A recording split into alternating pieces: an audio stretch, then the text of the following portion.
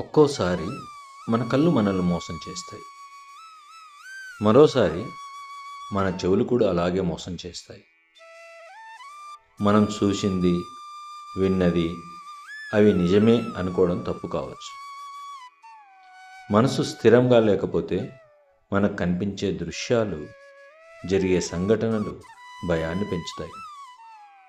కల్లోలమైన సరస్సులో ప్రతిబింబం స్పష్టంగా కనిపించదు.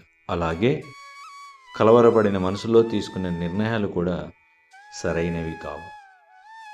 తేటగా ఉన్న నీటిలో రూపం స్పష్టంగా కనిపించినట్టే ప్రశాంతమైన మనసుతో ఆలోచిస్తే అపోహలు తొలగిపోతాయి, అవగాహన పెరుగుతుంది. ఎంతటి గొప్ప వ్యక్తులైనా తాము ఉన్న పరిస్థితుల ఆధారంగా ఆలోచిస్తారు. మంచిలో చెడును చూడటము, సత్యంలో అసత్యాన్ని వెతకడము ఇవి కూడా కొన్నిసార్లు సహజమే.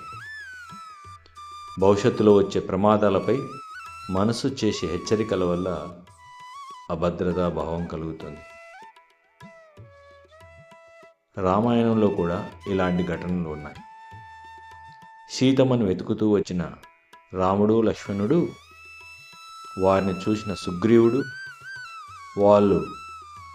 వాలి పంపిన గూఢాచారులని అనుకొని భయపడ్డాడు. భయంతో ఒక చెట్టు నుంచి మరో చెట్టుకు దూకుతూ బెంబేలెత్తిపోయాడు. అప్పుడు హనుమంతుడు వాళ్ళు ఎవరో తెలుసుకోవడానికి సన్యాసి రూపంలో వెళ్ళి మాట్లాడాడు. వారు దశరథ కుమారులను తెలుసుకొని సుగ్రీవుడితో మైత్రి కలిపాడు.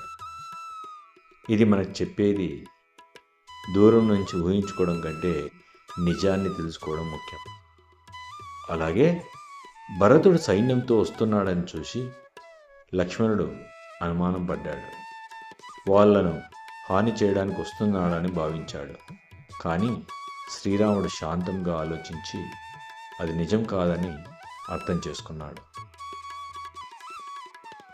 అశోకవనంలో సీతమ్మ కూడా హనుమంతుడు చెప్పిన మాటలు మొదట నమ్మలేదు. రావణుడు పంపిన మాయగా అనుకుంది. కానీ హనుమంతుడు తన భక్తి, వినయంతో ఆమెను నమ్మించాడు. ఈ సంఘటనలు మనకు చెప్పేది ఒకటే: తొందరగా నిర్ణయం తీసుకోకూడదు. పరిశీలనతో సత్యాన్ని తెలుసుకొని తర్వాతే నిర్ణయం తీసుకోవాలి. మనసు శాంతంగా లేకపోతే మన ఆలోచనలు తప్పుదోవ పడతాయి. జరుగుతున్నది తప్పుగా అనిపిస్తుంది, జరగబోయేది ప్రమాదంగా కనిపిస్తుంది. మంచి మాటల్లో కూడా అపార్థం కనిపిస్తుంది. దీనికి పరిష్కారం ఏమిటి? యోగా, ధ్యానం, మనసును ప్రశాంతంగా ఉంచడం, హృదయంతో ఆలోచించడం, బుద్ధిని ఉపయోగించడం. అప్పుడు మాత్రమే అపార్థాలు, మబ్బులు తొలగిపోతాయి. బంధాలు, అనుబంధాలు నిలబడతాయి. సర్వే జనా సుఖినో భవంతు.